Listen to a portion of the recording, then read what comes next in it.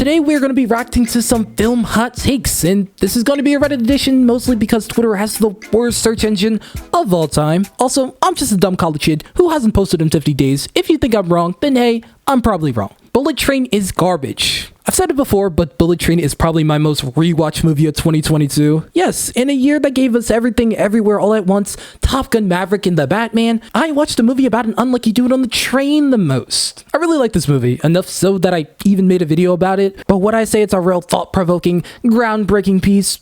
Probably not. I am a complete sucker for highly stylized pieces that have that layer of realism to it, so this was just mwah. But it does heavily rely on the strength of its talent and the cameos to carry a relatively surface level and rush plot. It's not complete garbage, but let's just say it's not going to be on the top choice for most critical film fans. But hey, I still love it. Hot take, I prefer the Flash movie to Across the Spider-Verse. Alright, this is going to be a long one. Now, I've never made a video on The Flash because I didn't know how I could even start to approach the topic. I said before the first trailers were even shown that this needs to be a Flashpoint story to wrap up the DCEU, and it was definitely a Flashpoint movie, I'll give them that. It has its flashes of prominence, no pun intended, such as the performance of Keaton's Batman, as well as the handling of Barry number 2, and him being a physical manifestation of Barry's obsession of the past, but it utterly fails in so many other aspects that it needs to go past something like Multiverse of Madness before it can even compare to a haymaker like Across the Spider-Verse. The user does list their rationale, and I will go through them, but fair warning, I can't say they put up any compelling arguments. The Flash had more heart and less drama, and it didn't suggest that doing the right thing would ever backfire. Good intentions work out more than we think. Now, saying the Flash has more heart is a pretty subjective take, especially since specific moments were not listed. I will say, though, that the closing emotional beats were the strongest part of this movie, particularly the passing of Barry number 2, or Barry seeing his mother one last time. However, between the big reveal, the reconciliation of Gwen and her father, Miles' speech of doing his own thing, or heck, even Peter B admitting that Miles gave him the courage to commit to having a family, it's hard to not see that these projects are at very least comparable, and at most, Across just clearing it by miles. No pun intended. Yet again, this is a more subjective take, but saying that The Flash never suggests that doing the right thing would ever backfire is just objectively wrong. Barry going back in time to save his mother was based on good intentions of saving her, and led to the initial multiversal rift. Barry too wanting to constantly go back to beat Zod and save Batman and Kara leads to the multiverse actually collapsing. Purely running off of great intentions yet ignoring the potentially fatal consequences is fundamentally the point of this story. So using it as a point against Spider-Verse is, well, it's pretty backwards. Miguel O'Hara was terrible. I've never had any appreciation for any version of him. This is another take with no explanation behind it, and it really only brings up the point that maybe you wanted to Across with your mind already made up on the quality of the movie. I like the Flash depiction of the multiverse. Very, very creative. It's at this point that I just think you really like the Flash or really hate Spider-Man, because having random orbs with past iterations of characters awkwardly digitally placed on said orbs as they crash together, it's probably as basic and straightforward as you can get when representing the multiverse collapsing. I don't know. These takes are really the user's opinions at the end of the day, but sometimes these are so poorly argued or don't make so much sense to the point that they just seem straight up wrong.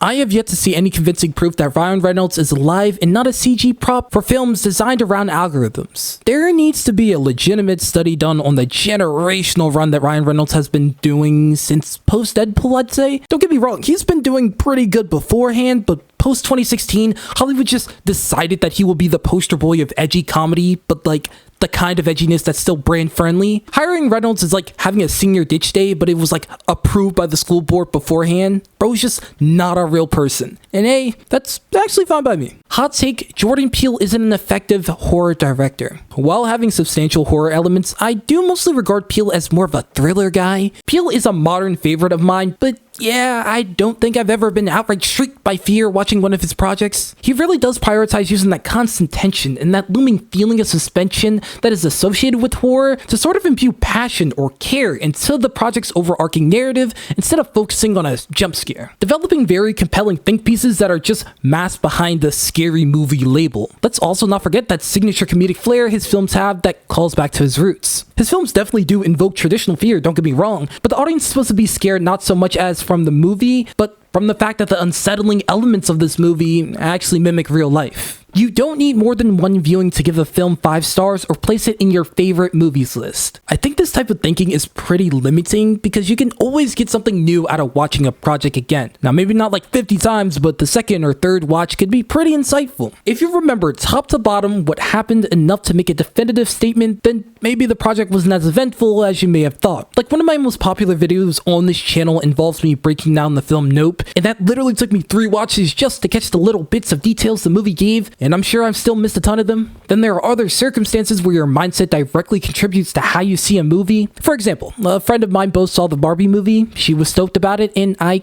honestly couldn't care less. And it reflected in how I gave the movie a 5 and she gave it a 10 out of 10. We both ended up seeing the movie again with a little less bias in mind and gave it a score that was more accurate to the quality of the movie, both agreeing on a high 7, low 8. You lastly have projects that could have just straight up aged terribly over time, because I thought Blade Trinity was the coolest thing ever. Do you guys know how bad Blade Trinity is? Opinions change with time and mindset, and sure, you may think a movie is an instant classic off of one view, but does that truly reflect the quality of the film, or does that reflect how you think about that film at a specific time? Lady Bird and The Last Black Man in San Francisco don't get enough love. Lady Bird? Probably not, considering that this project was constantly brought up as Exhibit A as to why Greta Gerwig would kill it with Barbie. It also causes A24 fans to foam at the mouth from the mere mentioning of it, almost as much as Midsommar or Hereditary. But with The Last Black Man in San Francisco, yeah, people do not care. It's tragic as well, given that this piece is quite literally in my top 3 favorite films of all times. A layered tale tackling issues of gentrification, the facades of self-identity, generational trauma, to the issues of conflating masculinity with aggression, all in a relatively fluid manner that was backed up by amazing cinematography, top-tier soundtracks, and incredible performances. And no one saw it. At all. The reason for the lack of attention is probably an amalgamation of a still flamboyant but relatively tamer film premise, just being surrounded by other heavy hitters in 2019, and A24 just being completely cheeks when it comes to advertising a solid 60 to 70% of their releases. But I will go to war over this movie and play it any chance I get. I don't know when you guys are seeing this video, but it is currently streaming on Netflix, so go take a peek if you guys are interested. What is your guys' biggest Star Wars hot take? Now, I'm going to personally answer this one. I feel like Star Wars is the franchise that perfectly encapsulates the concept of not falling in love with the project, but falling in love with the idea of the project. Because if you look at any discourse involving the franchise, you would believe that half the fan base is just chasing a high that concluded nearly 50 years ago. With being the topic of more online essays than Batman vs Superman and having 150 million different Disney Plus series, yet every single one is either bad or eventually turn sour, it's almost baffling that we have managed to make it as far as we have, with seemingly only 2 to maybe 3 releases being universally agreed upon to be amazing. And I'm not going to sit here and pretend that everything has been nice and dandy,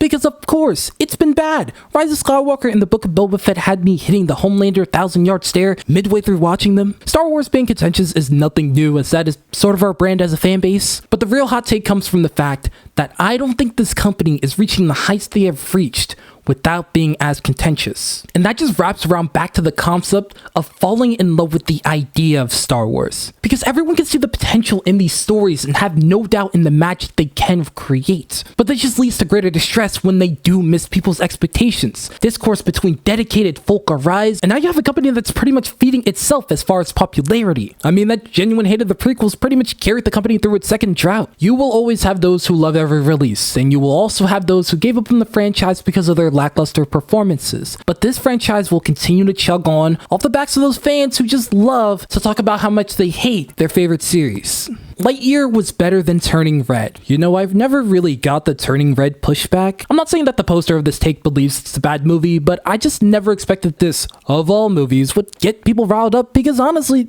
it's pretty tame. By the way people were describing this movie, you would have thought that they had a scene of someone emoting while describing the birds or the bees or something. You would be hard-pressed to find any Pixar piece in the last 5 years with such extremes of one group thinking it's a masterpiece and the other thinking it's Emoji Movie Part 2. The only explanation I can find from people who do hate this is that they think they were cringy. But ladies and gentlemen, if you expected a movie centering teenagers in 2002 to not be dorky, you must hate Transformers for the lack of plot too, because clearly you don't know how things work. It's nice, it's fun, and plays around with interesting concepts. I think their only major shortcoming is how niche the central messages are, especially for the range-appealing Disney Pixar, but it still doesn't justify the hate. Now, getting back to the hot take itself, no, Lightyear is definitely worse. It's really the type of movie that you can actually judge off of one viewing, because if you didn't get the themes the first time around, then you'll definitely get it after they tell you for the 15th time. That's all for this video. My bad, guys. I will definitely go back to posting semi-regularly.